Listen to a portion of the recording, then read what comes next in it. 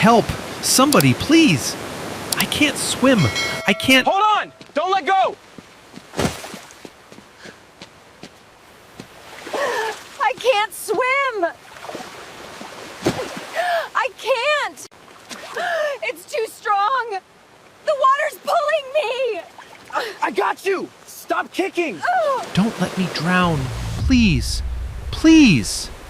Her fingers slipped. He caught them again. The current dragged them both under. A 19-year-old kid with no home, no family, no one looking for him, throwing his life away for a woman he'd never met. They vanished beneath the surface. But Bryce Foster had no idea that what he just did would reach the ears of the most dangerous biker in 3 counties. And that man was about to make sure Bryce never slept on the street again. Man, but here's the crazy part. None of this was supposed to happen. Let me take you back. 3 weeks before that river swallowed him whole, Bryce Foster woke up behind a laundromat on Cedar Street. Not inside it, behind it, wedged between the back wall and a chain-link fence, where the dryer vents pushed out warm air that smelled like fabric softener and somebody else's life. He was 19. He'd been sleeping here since March. The owner, a heavy-set woman named Gloria, knew he was there. She never said a word about it. Once a week, she left a plastic bag by the dumpster with a day-old sandwich and a bottle of water. She never handed it to him directly. That would have made it real. And real things required decisions she didn't want to make. Bryce understood that.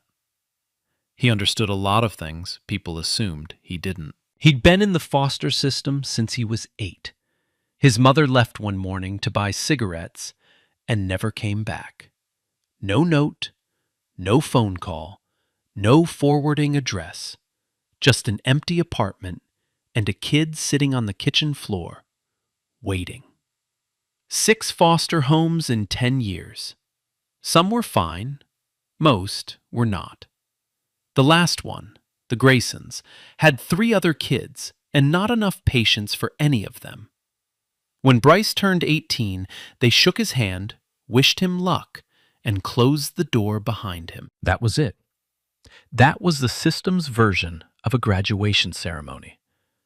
For the first few months, he picked up odd jobs, washing dishes at a diner off Route 12, stacking pallets at a warehouse that paid cash, sweeping the parking lot at a church that let him use the bathroom on Sundays. But jobs without an address don't last.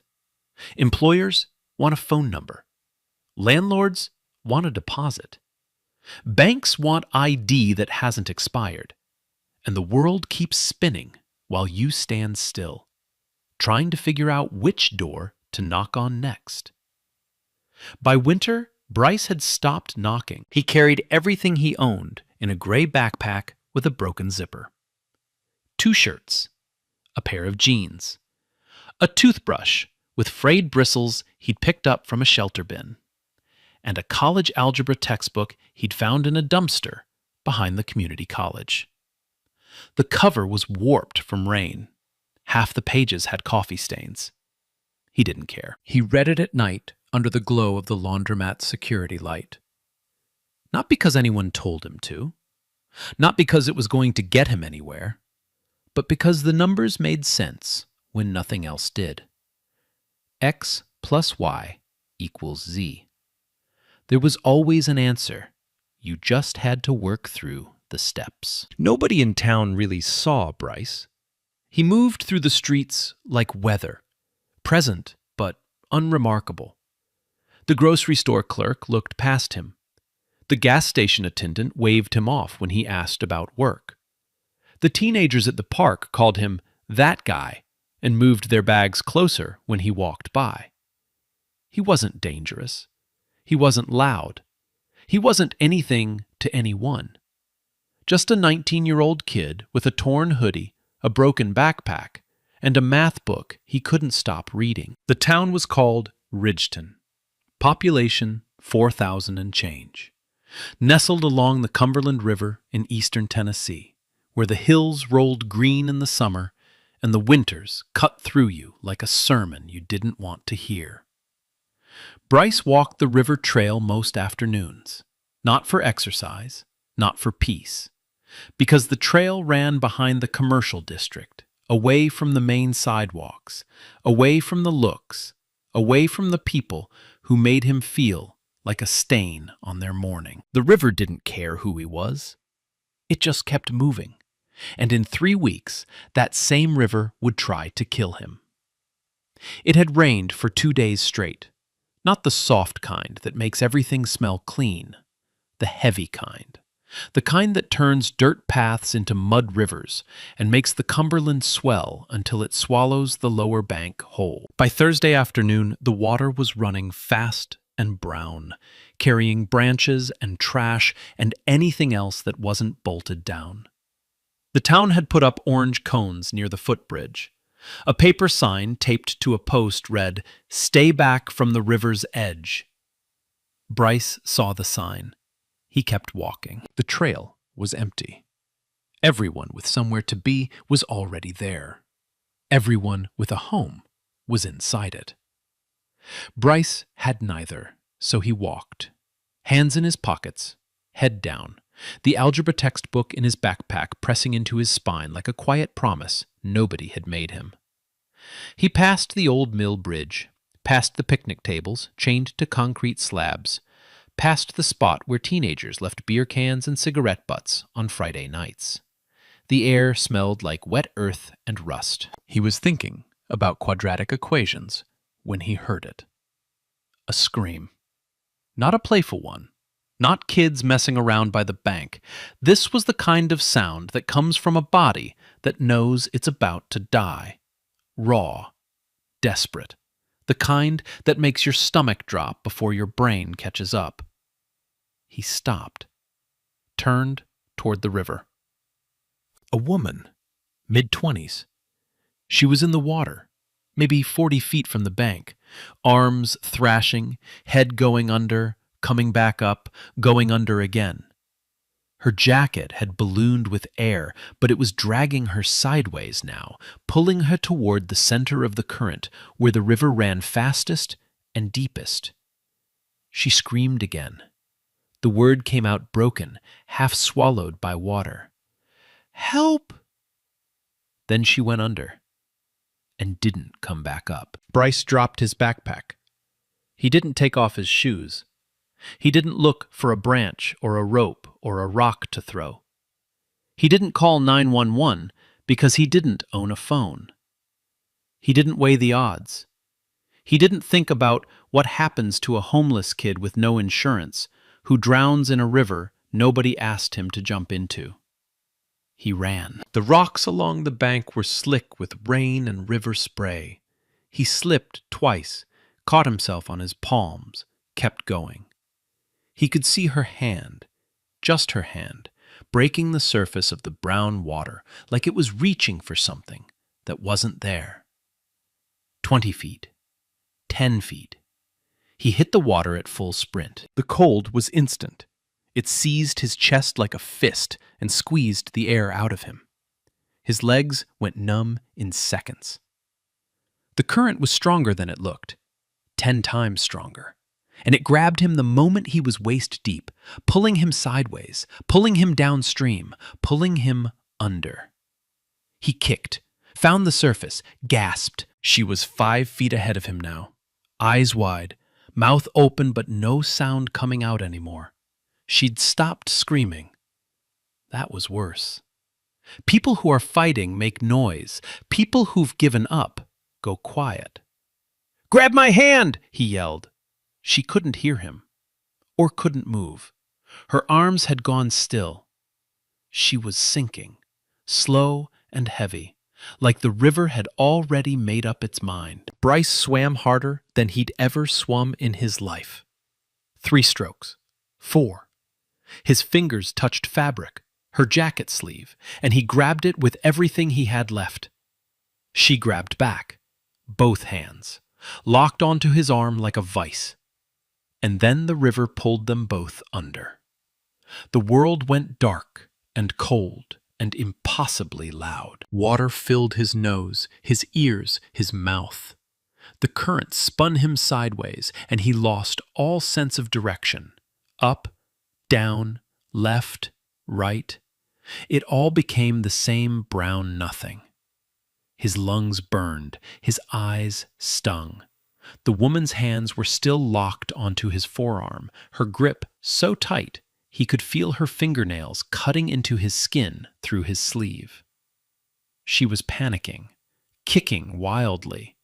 Every kick pushed them both deeper. Bryce's shoulder hit something solid. A rock.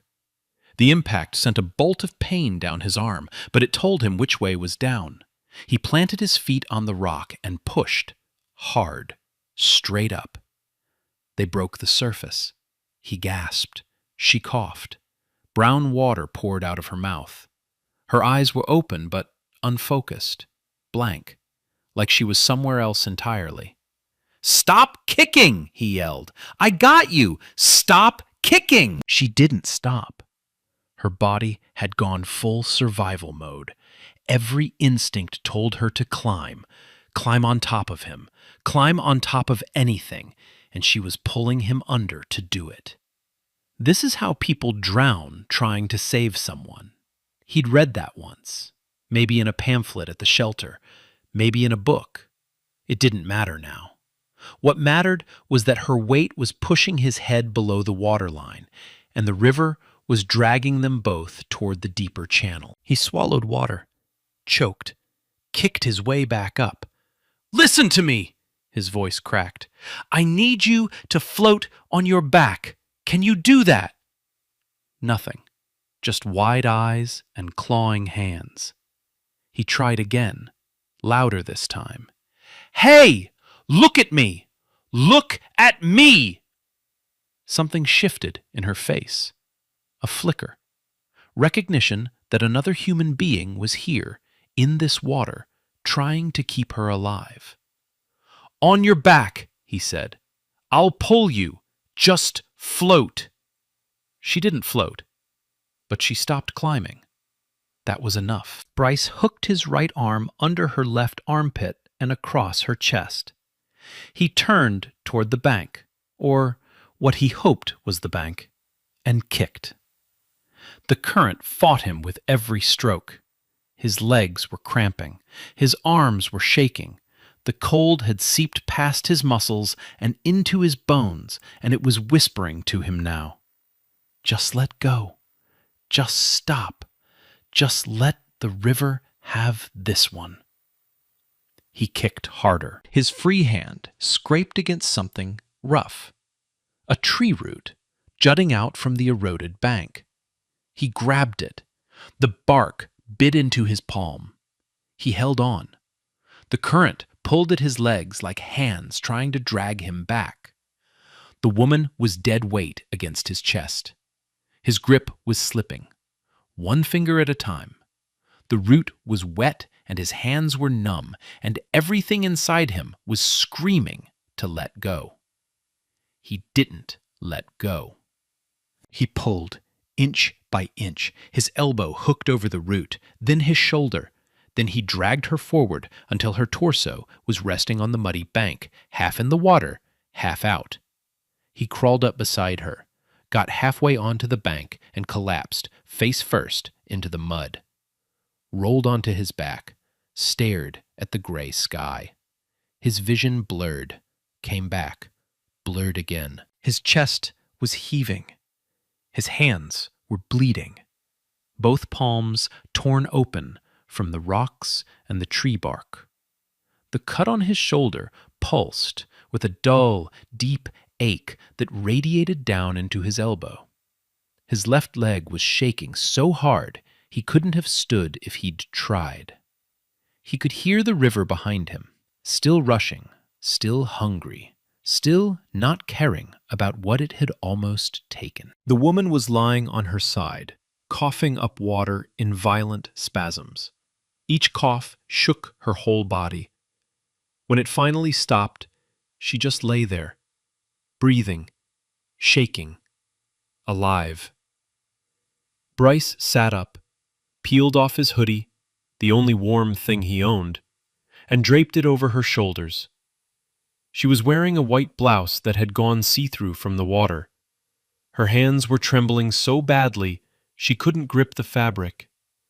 He tucked it around her, didn't say a word. A jogger appeared on the trail above them, a man in a gray tracksuit who stopped dead when he saw two soaking, bleeding people lying on the riverbank.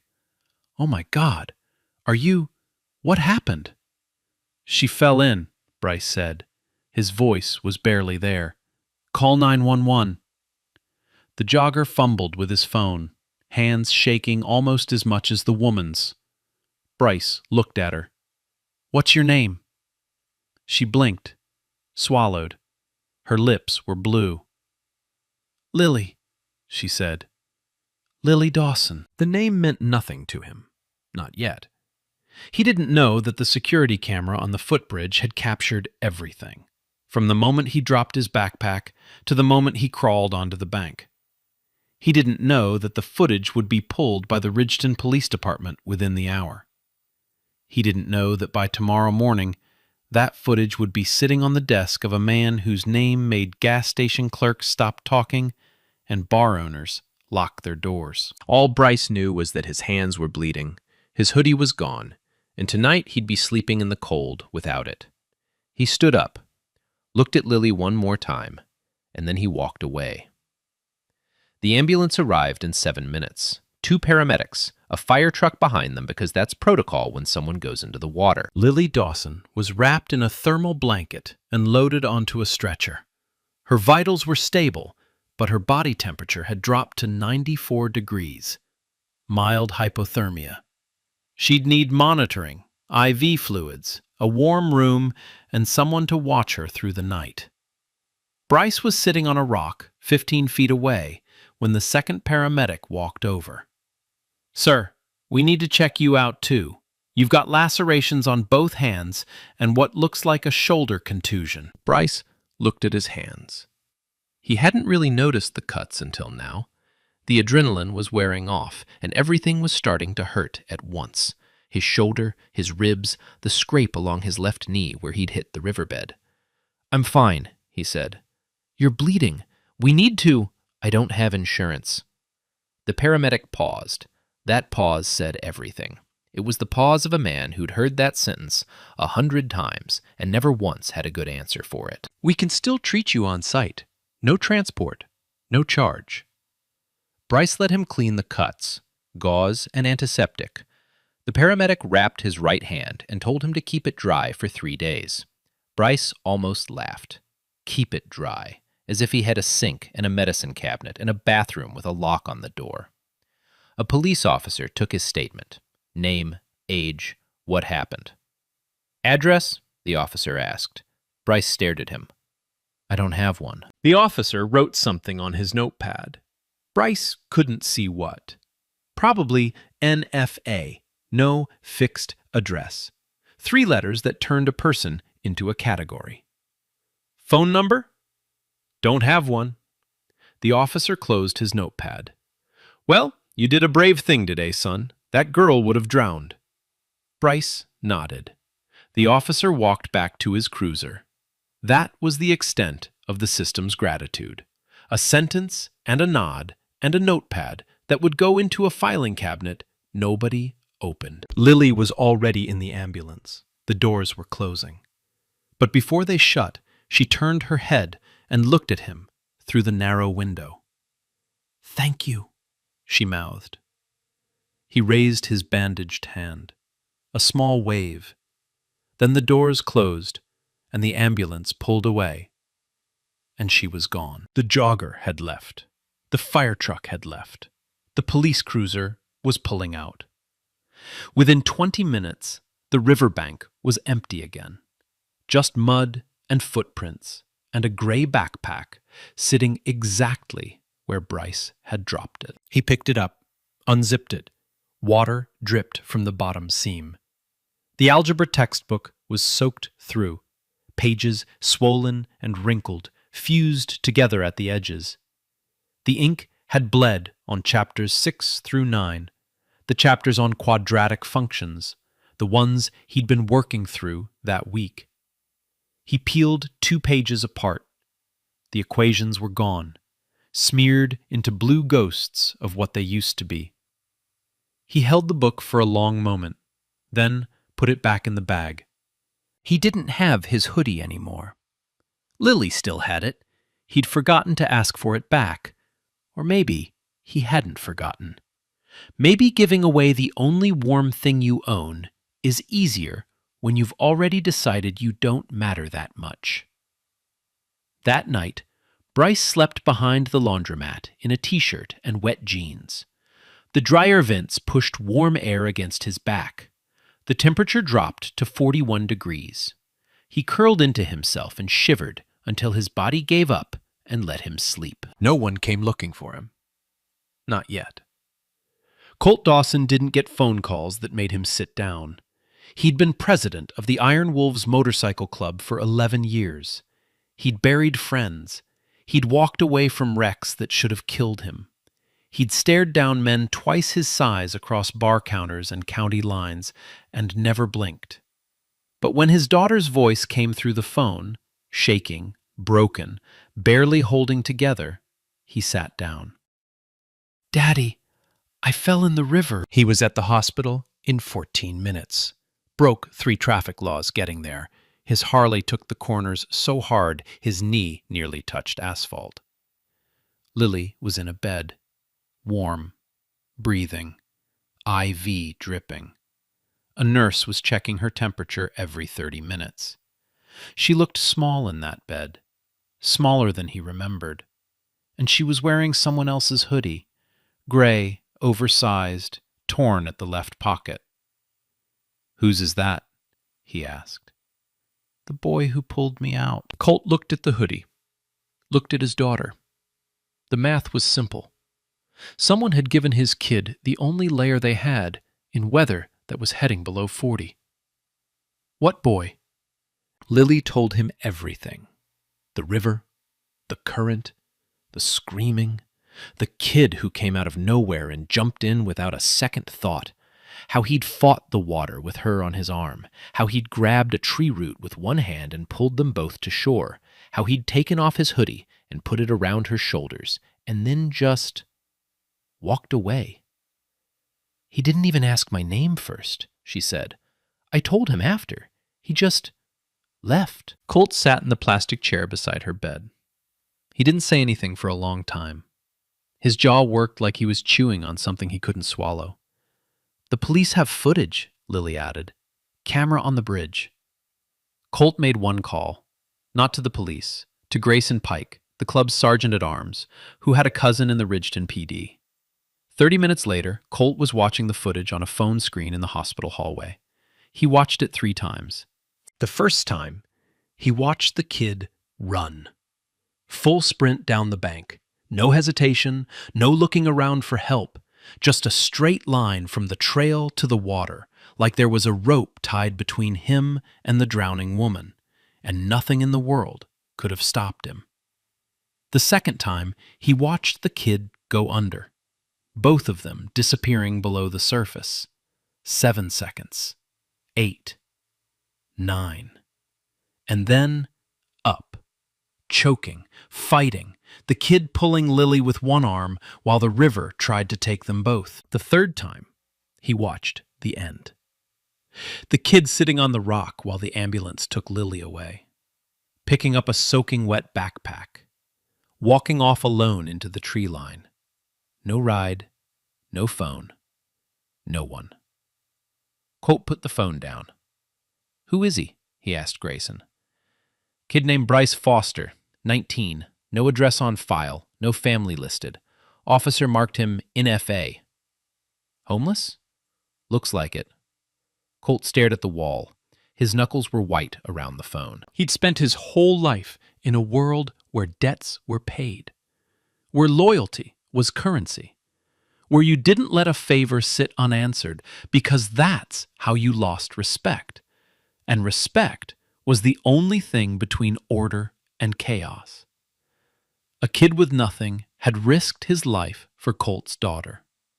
And right now, that kid was sleeping somewhere in the cold without a jacket because he'd given it to Lily. Colt stood up. "Find him," he said. "Tonight." They found him at 11:40 p.m. 6 Harleys rolled down Cedar Street in a low, rumbling convoy that shook the windows of every shop on the block. The sound was unmistakable. Not engines, not machines. Thunder with a heartbeat. Bryce was behind the laundromat, curled against the wall, half asleep. The dryer vents had stopped pushing warm air an hour ago because the last load was done and Gloria had locked up and gone home. He heard the bikes before he saw the headlights. Then the headlights found him. 6 white beams cutting through the dark like searchlights, and he was on his feet before his brain finished waking up. 6 men, leather vests, patches, boots on gravel, the Iron Wolves logo stitched across every back, a snarling wolf's skull over crossed pistons. Bryce's stomach dropped. He'd seen these guys around town. Everyone had. You didn't talk to them. You didn't look at them too long. You definitely didn't owe them money or cross their path after dark. And here they were, in the alley behind the laundromat, at midnight, looking right at him. He thought about running. There was a gap in the chain-link fence behind the dumpster. He'd used it before. But his legs were still sore from the river. His shoulder throbbed, and something in the way these men stood told him running would only make it worse. The group parted. A 7th man stepped through. He was taller than the others, broader, gray hair pulled back in a short ponytail, a beard that looked like it had been there since the 90s, arms covered in tattoos that disappeared under rolled-up sleeves. His vest had more patches than anyone else's. President patch on the front, riding years on the side. Colt Dawson. He stopped 3 feet from Bryce, looked him up and down, took in the wet jeans, the t-shirt, the bandaged hands, the bare arms covered in goosebumps. The silence lasted 5 seconds. It felt like 5 hours. "You pulled my daughter out of that river." It wasn't a question. Bryce swallowed. "She was drowning. I know what you did. I watched the tape." Another silence. Colt's eyes moved to the backpack on the ground, to the space behind the laundromat where a flattened cardboard box served as a mattress, to the empty water bottle and the wet algebra textbook drying on top of a crate. His expression didn't change, but something behind his eyes did. "How long you been out here?" Colt asked. "A while." "How long?" Bryce looked at the ground. "About a year." Colt nodded, slow, like the answer physically settled into his chest. "You eat today?" "This morning. The lady who runs the place leaves." "That's not what I asked. Did you eat a meal today?" "No, sir." Colt turned to one of his men. "Pike, call Donna. Tell her to set an extra plate." Then he looked back at Bryce. "You're coming to my house. You're going to eat. You're going to sleep in a bed. And tomorrow, we're going to have a conversation about what happens next." Bryce didn't move. "I'm not asking," Colt said. It wasn't a threat. It was the voice of a man who'd already made a decision and wasn't interested in hearing why it shouldn't happen. Bryce picked up his backpack, the wet algebra textbook, the empty water bottle. Everything he owned in the world fit in his arms. He climbed onto the back of a Harley for the first time in his life. And for the first time in 14 months, Bryce Foster didn't sleep outside. The Dawson house sat at the end of a gravel road 3 miles outside of town. 2 stories, wraparound porch, a garage big enough for 4 bikes, and the kind of quiet that only exists when you're far enough from other people that nobody hears you. Bryce sat at the kitchen table and ate a plate of meatloaf, mashed potatoes, and green beans that Colt's wife, Donna, had reheated without a single question. She just set the plate down, poured a glass of sweet tea, and went back to the living room. He ate slowly at first, then faster. Then he stopped himself because he didn't want to look like what he was, a person who hadn't had a hot meal in 11 days. Lily came downstairs.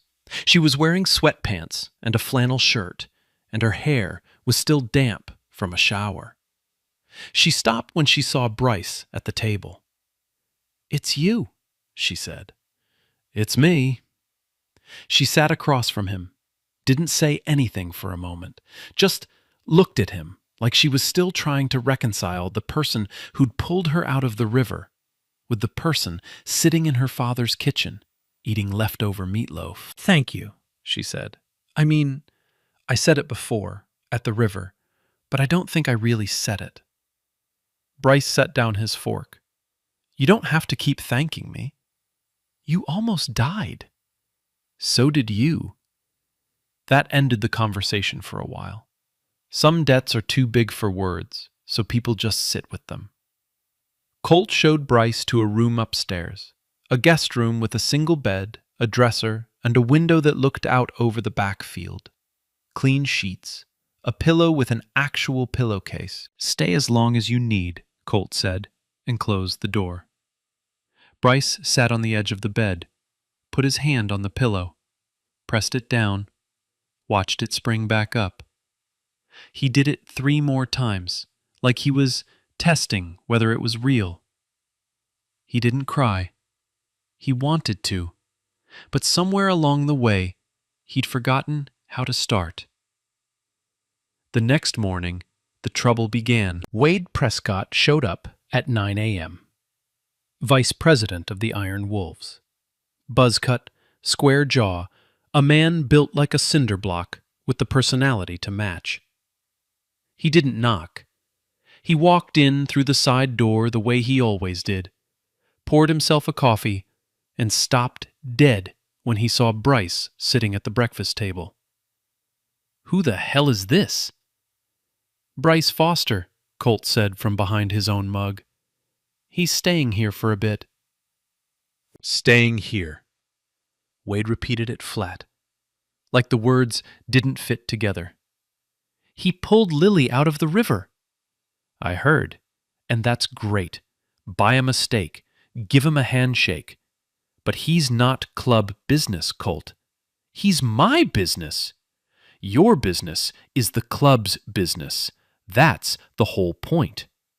Wade set his mug down. "You don't know this kid. You don't know where he's from, what he's done, who he owes. And now he's sleeping under your roof, where your family sleeps?" Colt didn't answer right away. He took a long sip of his coffee. The kitchen was quiet except for the clock on the wall. "Are you done?" Colt asked. "No, I'm not done. I've got 8 guys asking me the same thing this morning. 8! You bring a stranger into the president's house without a vote, without a background check, without so much as a conversation with the table. And you think nobody's going to say something?" "I didn't need a vote to save my daughter." "Nobody's arguing about your daughter. I'm arguing about him." Wade pointed at Bryce without looking at him, like he was furniture, like he wasn't sitting right there, hearing every word, feeling every one of them land in his chest like a fist. Bryce stood up. "I can go." "Sit down," Colt said. "Colt," Wade started. "I said sit down." This time it was aimed at both of them. Wade left 20 minutes later. He didn't slam the door. He didn't need to. The damage was already done. Every word he'd said was now echoing through the club, through text messages, phone calls, parking lot conversations, and by noon, the Iron Wolves were split. Half stood with Colt. The man had a right to help whoever he wanted. Half stood with Wade. The club had rules, and rules don't bend because someone's daughter got wet. Bryce heard all of it. Through walls. through phone calls Colt took in the garage, through Donna's tight-lipped silence at lunch. That night, he packed his backpack. Nah, this is insane. Imagine you almost die saving a stranger, and the reward is people arguing whether you deserve a pillow? Put yourself there, soaking wet, bleeding, and some dude points at you like you're a problem. How would that feel? Bryce moved through the dark house at 4:47 in the morning. He'd been awake for 2 hours, lying in that bed with the clean sheets and the real pillow, staring at the ceiling, listening to the silence of a house that wasn't his. Every minute he stayed felt like stealing. Every breath he took in that room cost someone something. A fight with their vice president, a crack in their club, a conversation they shouldn't have had to have. He zipped the backpack slowly, put his shoes on without tying them, left the bed made the way he'd found it, tucked, smooth, like no one had been there at all.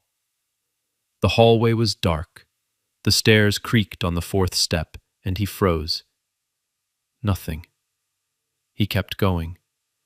He was reaching for the front door handle when the light came on.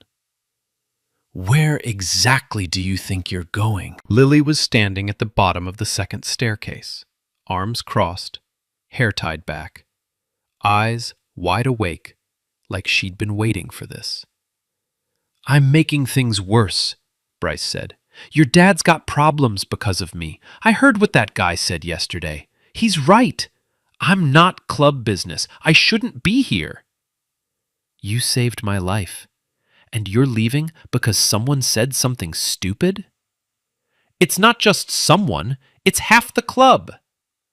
Half the club didn't almost drown in that river. I did. Bryce tightened his grip on the backpack strap. Your dad's been good to me, better than anyone's been in a long time, and I'm not going to repay that by tearing his club apart. Then stay and let him handle his club. It's not that simple. It is exactly that simple. Footsteps on the stairs, heavy ones. Colt appeared in the hallway, wearing a flannel robe and the expression of a man who'd heard everything and was done listening. Put the bag down, Bryce. Mr. Dawson, I didn't stutter. Put the bag down. Bryce lowered the backpack to the floor. Colt walked past him to the kitchen, turned on the coffee maker. The machine hissed and gurgled in the silence. He poured 2 mugs, set one in front of Bryce. Wade has been my VP for 9 years, Colt said. He's loyal, he's smart, and he's wrong. And he knows he's wrong, which is why he's making noise. Because noise is what people make when they don't have an argument. He took a sip. You didn't ask to be here. You didn't ask for any of this. You jumped in a river because a woman was drowning, and that was enough. That's more than most people do in their entire lives. Colt set the mug down. I'm calling church tonight. Church. Club meeting. The kind where votes happen and decisions stick. At 7 p.m., the Iron Wolves gathered in the garage behind Colt's house. 18 members.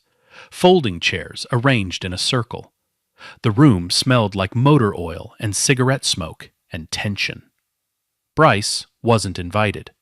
He sat upstairs in the guest room with the door closed, hearing nothing but muffled voices and the occasional bang of a fist on a table. Colt stood in the center. He didn't open with a speech. He opened with the footage. He'd had Grayson Pike hook a laptop to the wall-mounted TV. The security camera video played on a 42-inch screen in perfect clarity. No sound, just the image. A kid running down a riverbank. Full sprint, no pause, no looking around. A woman disappearing underwater, once, twice, 3 times. The kid hitting the water without breaking stride. both of them going under. 7 seconds of nothing. The surface still and flat like glass. 8 seconds. 9. Then the water breaking and 2 bodies clawing their way to shore. The kid dragging the woman onto the mud with one arm. Collapsing beside her. Not moving for a long time. When it ended, Colt didn't replay it. He didn't need to. Every man in that room had already memorized it. "That kid is 19 years old," he said. "No family, no home, no money. He's been sleeping behind a laundromat on Cedar Street for the past year. He owns a backpack, a pair of jeans, and a math book." He looked at Wade. "He had one hoodie. He gave it to my daughter because she was cold. Then he walked away in a t-shirt in 40-degree weather. Didn't leave a name, didn't ask for anything. The police had to track him down because he has no phone and no address." Silence. "Now, someone in this room wants to tell me that kid doesn't deserve a roof over his head. I'd like to hear that argument. Right now, out loud, in front of everyone." Nobody spoke. Wade shifted in his chair, crossed his arms, uncrossed them. "We vote," Colt said. "All in favor of the club backing this kid. Housing, school, whatever he needs until he's on his feet." Hands went up, one by one, slowly at first, then faster. 15-4. 2 abstained, 1 against. Wade voted yes. He didn't explain why. He didn't need to. The footage had done what words couldn't. It showed a room full of grown men what courage looks like when it has nothing to gain. Colt walked upstairs, knocked on the guest room door. Bryce opened it. Backpack still on the bed, ready to leave at a moment's notice. A reflex built from years of being told he wasn't welcome. "It's done," Colt said. "You're staying. And this time, unpack." The apartment was on the 2nd floor of a brick building on Oak Street. 1 bedroom, 1 bathroom. A kitchen with a stove that worked, and a refrigerator that hummed, and a window over the hardware store parking lot. It wasn't much. It was everything. The club pooled the money. 18 members. First month's rent, last month's rent, security deposit. Colt handled the landlord, a man named Holt, who asked too many questions until Colt stopped answering and Holt stopped asking. Bryce walked through the front door, carrying his gray backpack. Grayson Pike was behind him with 2 bags of groceries. Lily followed with a box of kitchen supplies, plates, cups, silverware, towels still in plastic wrap. "It's not a palace," Lily said, "but it's yours." Bryce set the backpack on the counter, opened a cabinet, closed it, turned on the faucet, watched the water run, turned it off, opened the fridge, stared at the empty shelves like they were full of possibility. "You okay?" Lily asked. He nodded. He wasn't okay. He was standing in the first space he'd been allowed to call his own since he was 14, and the weight of that pressed on his chest so hard he couldn't speak. He sat on the edge of the bed. The mattress was new, bought from a furniture store on Route 9 that gave them a discount nobody asked for. He pressed his hand into the sheet, felt it give. He did it again, just like the first night at Colt's house, testing if it was real. This time, it stayed real. The next week moved fast. Colt drove Bryce to Ridgeton Community College on Monday morning. They sat in the admissions office across from a woman named Patterson, who had reading glasses on a chain and a desk covered in sticky notes. She explained enrollment, financial aid, and placement tests, while Bryce listened like every word was oxygen. He took the math placement test that afternoon. alone in a room with a computer and a proctor who gave him 90 minutes. He finished in 38. 93rd percentile. Patterson looked at the score, then at Bryce, then at the score again. You taught yourself this? I had a textbook. This puts you past college algebra. You're testing into Calculus 1. Colt leaned back in his chair and didn't say a word, but the corner of his mouth moved. Just barely. The club set up a fund. Nothing formal, just an envelope Grayson kept in the clubhouse safe. Members dropped in what they could, 20 here, 50 there. It covered books, a bus pass, and a prepaid phone, Bryce's first phone ever. He held it for 10 minutes before turning it on. There was no one to call, but having it meant someone could call him. That was enough. Lily took him shopping. Jeans that fit, shirts without holes, a winter jacket, shoes with actual soles. He tried on boots at the store and looked at himself in the mirror like he was meeting a stranger. Those work, Lily said. These cost $80. That's more than I've had in my pocket in 2 years. Good thing it's not your pocket paying for them. He wore the boots out of the store, left his old shoes in the box on the counter. The cashier looked at the shoes, then at Bryce, and didn't say a word. The video had gotten out. Someone sent the security footage to a local news station. They ran a 60-second piece. Homeless teen saves woman from river. It picked up online. Then more. Within a week, 2 million views, and a GoFundMe page Bryce didn't know about until Lily showed him. $52,000. From strangers. Bryce stared at the number, scrolled through comments. People from Oregon, Michigan, Florida, Texas, people who'd never meet him, people who saw a 30-second clip and decided this kid deserved a shot. I don't understand, he said. You don't have to, Lily said. Just let it happen. Gloria, the laundromat owner, came by on a Tuesday. She brought a casserole in a glass dish and an apology she'd been carrying for months. I should have done more, she said. I knew you were out there every night. I should have... You left me food every week, Bryce said. That mattered more than you know. She cried. Standing in his doorway, holding the empty dish, she cried. Bryce handed her a paper towel from the roll Lily had bought. It was the first time he'd been able to offer someone something from inside his own home. That mattered too. 6 months later, Bryce Foster woke up at 6:15 in the morning. Not behind a laundromat. Not on cardboard. He woke up in a bed, in an apartment with his name on the lease. The alarm on his phone went off, and he turned it off like it was the most normal thing in the world. It still wasn't. Some mornings, he'd lie there for a few extra seconds, just to feel the pillow under his head, to confirm the walls were still there, that the door still had a lock only he controlled. He got dressed. Jeans, clean shirt. The boots Lily had bought him, scuffed and broken in the way boots should be when they belong to someone who uses them. He made coffee.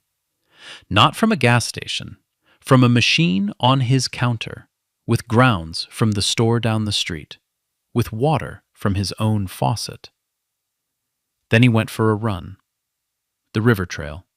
The same one he used to walk to avoid the stairs. The same bank where he'd heard Lily scream. The same water that had tried to kill them both. He ran it every morning now. Not away from anything, just to remind himself how far he'd come from the person who walked this trail with his head down. The semester was halfway done. Calculus 1, 94. English composition, 88. Introduction to engineering, 91. His professors didn't know his story. To them, he was a quiet kid in the third row who turned in work early and asked questions better than the ones in the textbook. He worked part-time at the hardware store below his apartment, stocking shelves, register on weekends. The owner, Peters, had offered the job after seeing the news segment. "It's not charity," Peters had said. "It's $9 an hour, and you're lifting 50-pound bags of concrete. You'll earn it." He earned it. Every Saturday, Bryce volunteered at the Ridgeton Community Shelter, the same shelter he'd slept outside of 2 winters ago because it was full. He sorted donations, served meals, sat with people who looked the way he used to, hollow, tired, invisible. He didn't offer advice. He just sat with them. Because sometimes the most valuable thing you can give someone isn't a solution.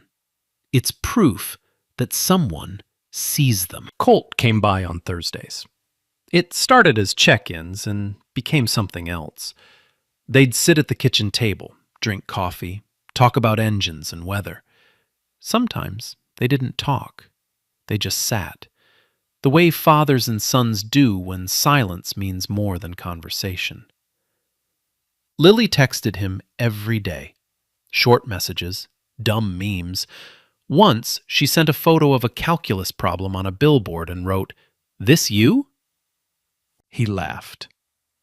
Alone in his apartment at 9 o'clock at night, holding a phone with her name on the screen, he laughed. The Iron Wolves voted unanimously to make Bryce their first official scholarship recipient. Not a member, not a prospect. Something new. Something that didn't have a name because it had never existed before. Wade Prescott proposed it. He never explained why. But one afternoon, he showed up at Bryce's apartment with a toolbox and spent 3 hours fixing the kitchen faucet that had dripped since move-in day. When he left, he clapped Bryce on the shoulder. "Faucet's fixed." That was it. That was enough. The GoFundMe sat untouched in a savings account. Bryce told Lily he was saving it for a 4-year university. She told Colt. Colt nodded slow, the way he always did when something landed exactly where it should. There's a line Bryce read once in a book from a shelter donation bin. He didn't remember the author, but he remembered the words. "No one is useless in this world who lightens the burdens of another." He taped it to his refrigerator, right next to his class schedule and a photo of him and Lily on the Dawson porch, both squinting in the sun, both smiling like people who almost didn't make it. Yo, real talk. Close your eyes. Imagine sleeping behind a building tonight. No phone, no one coming. Now imagine someone finally sees you. Not walks past. Sees you. That's all it took. One person. Just one. Could you be that person?